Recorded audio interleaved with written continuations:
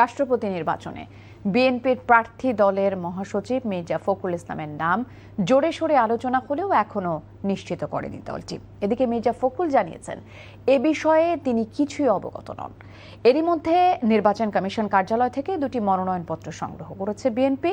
সকালে নির্বাচন ভবনে গিয়ে এই মনোনয়ন সংগ্রহ করেন জাতীয় সংসদের চিফ হুইপ নুরুল ইসলাম মনি ও রুহুল কবির রিজভী।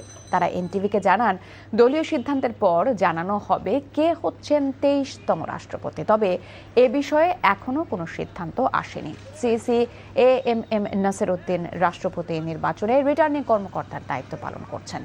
20 আগস্ট রাষ্ট্রপতি নির্বাচন হবে। ঘোষিত তফসিল অনুযায়ী 13 আগস্ট সিইসির কার্যালয়ে মনোনয়নপত্র জমা, 16 আগস্ট বাছাই ও 18 আগস্ট প্রার্থিতা প্রত্যাহারের সময় নির্ধারণ করা হয়েছে।